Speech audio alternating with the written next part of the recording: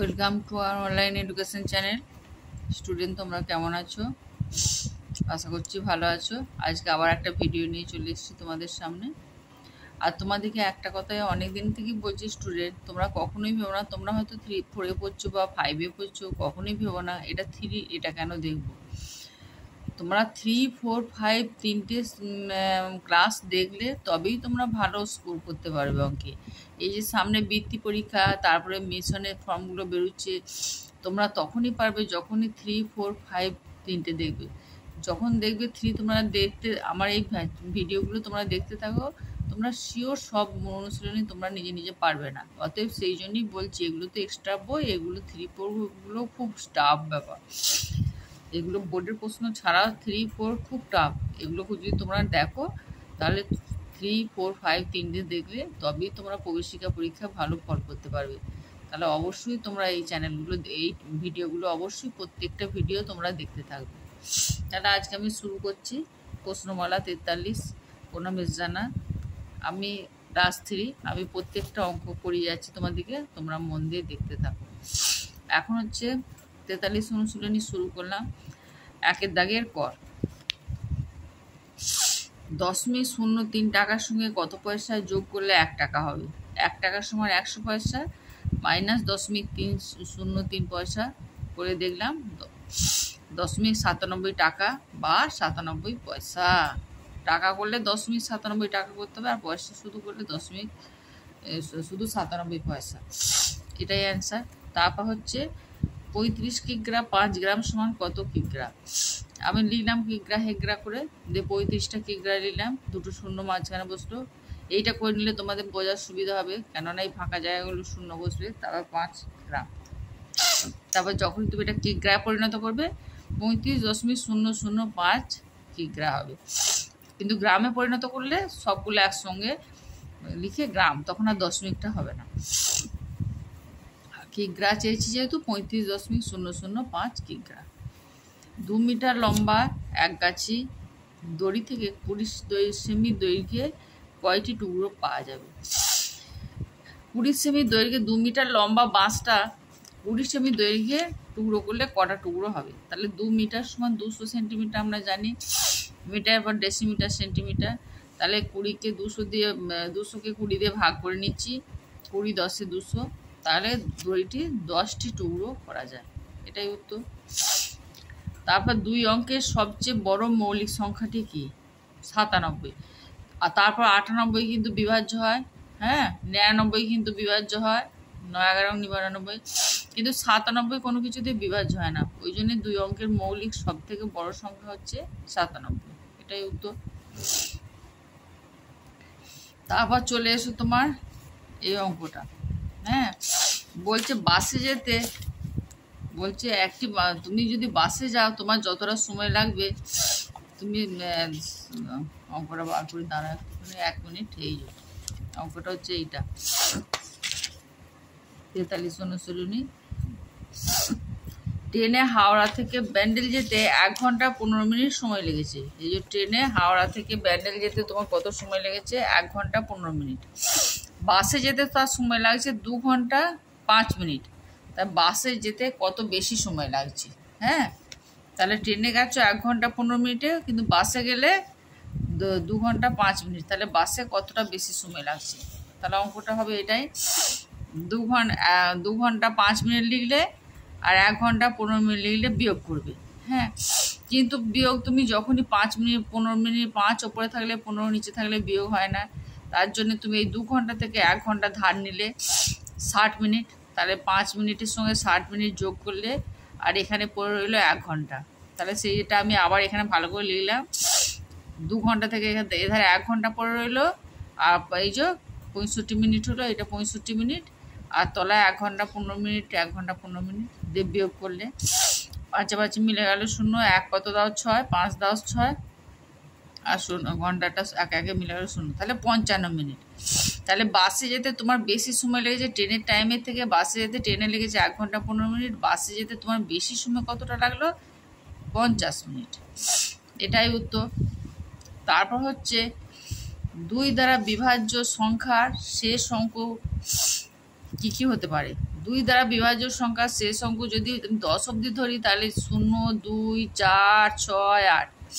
যদি 20 অবধি ধরি তাহলে তোমার 10, 12, 14 এগুলো সব হবে, কিন্তু আমি এটা 10 অবধি ধরেছি বলে 0, 2, 4, 6, 8 2 দ্বারা বিভাজ্য সংখ্যা শেষ অঙ্ক অবধি হচ্ছে 8, তারপরই 10। তারপর কি বলছে?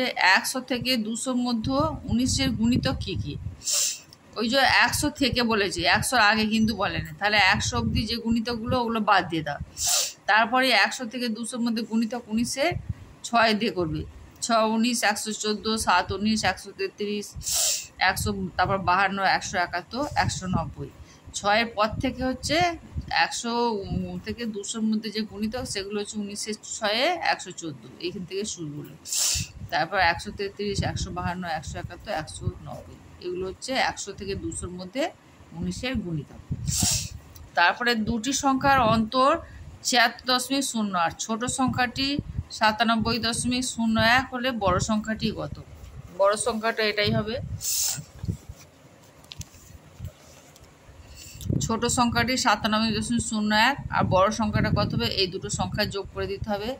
8 আর 1 9, 0, 6 আর 7 13, 3 হাতে রইল 1, 9 আর 10 আর 7 17, তাহলে 173.09 এইটা হচ্ছে বড় সংখ্যা।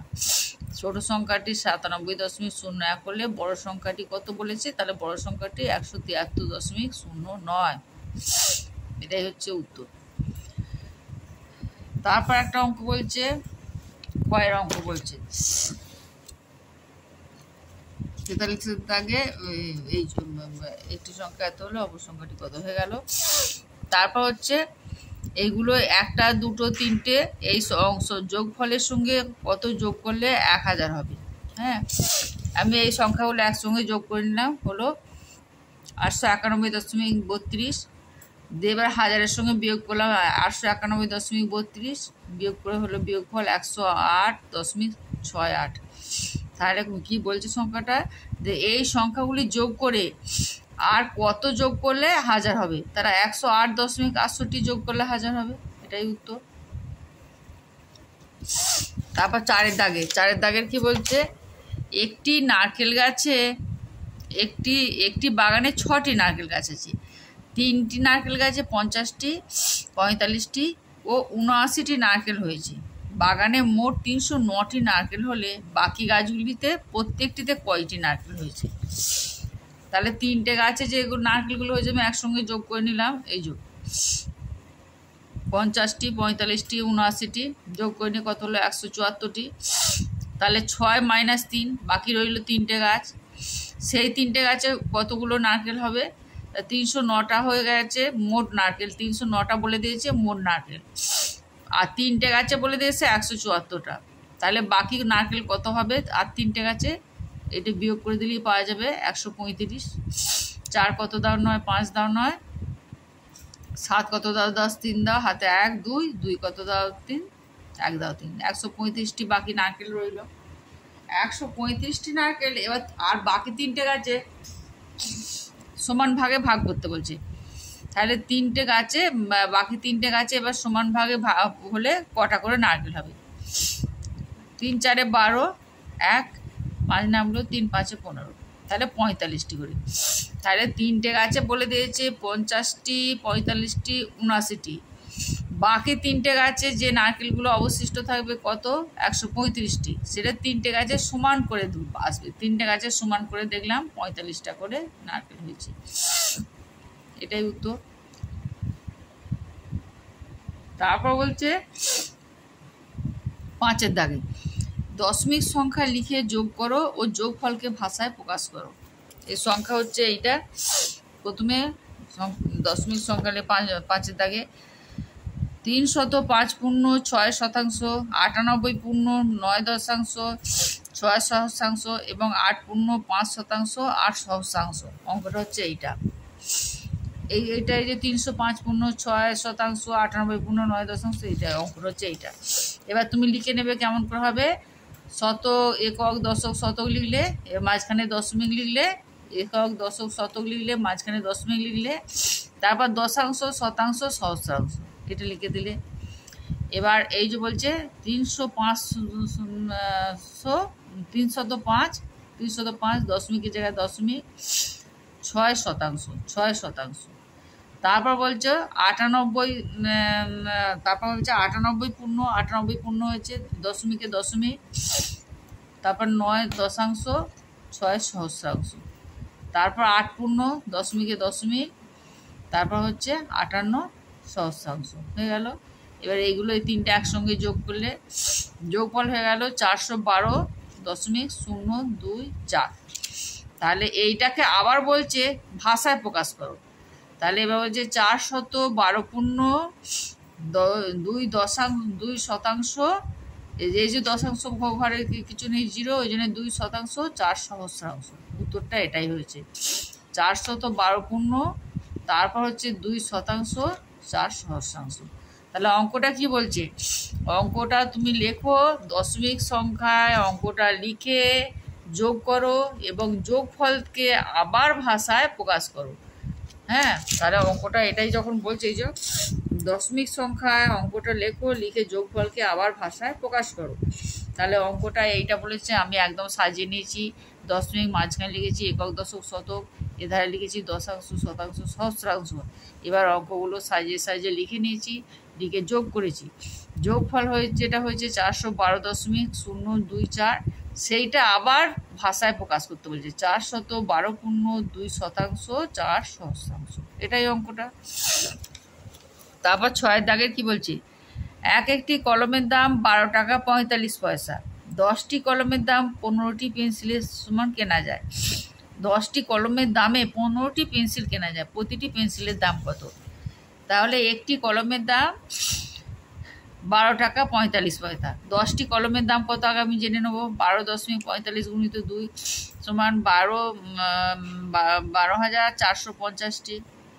হ্যাঁ, 12,000 নয়, 1,000। একটি কলমের দাম 12 টাকা 45 পয়সা হলে 10টি কলমের দাম হচ্ছে 1, 2, 4, 5 শূন্যটি। তাহলে 1, 2, 4, 5 শূন্যটাকে 15 দিয়ে ভাগ করব। যেহেতু 15টা পেন্সিল কেনা যায় ওই দামে 15 দিয়ে ভাগ করলাম। যেটা হবে সেইটা প্রত্যেকটা পেন্সিলের দামটা আমাকে চেয়েছে। তাহলে এইটা ভাগ করে দেখলাম 830 পয়সা হয়েছে, 830 পয়সা বা 8 টাকা 30 পয়সা। 15 দিয়ে ভাগ করে দেখলাম, 15 8 120, 4 করতে 4, 5 শূন্যটা নেমে এলো, 3 15 45, আর এই শূন্যটা নেমে এলো, এখানে বসে গেল। তাহলে 8 টাকা 30 পয়সা, এটাই উত্তর। তাহলে অঙ্কটা কি বলেছিল যে একটি কলমের দাম 12 টাকা 45 পয়সা। 10টি কলমের দাম কত? 10টি কলমের দাম গুণ করে বার করেছি। আর ওই টাকা 15টা কলম কেনা যাবে। তাহলে 15টা পেন্সিল কেনা যাবে। তাহলে একটা পেন্সিলের দাম কত? 15টা পেন্সিলকে ভাগ করে একটি পেন্সিলের দাম বার করে দিয়েছি। এটাই উত্তর। তাহলে স্টুডেন্ট, আজ এই অবধি রইল। আগামী দিনে আবার আসছি। তোমরা ভালো করে আমার অঙ্কগুলো দেখতে থাকো। আর অবশ্যই সব অঙ্কই দেখতে থাকবে। তার কারণ হয়তো তোমাদেরকে বারবার বলছি, 3, 4, 5 দেখলে পুনবেশ জানা, তবে তোমরা সব অঙ্ক সলভ করতে পারবে। এটাই সুবিধা। তাহলে তোমরা বারবার দেখতে থাকবে আর আমার দিকে কমেন্ট করে জানাবে। Thank you.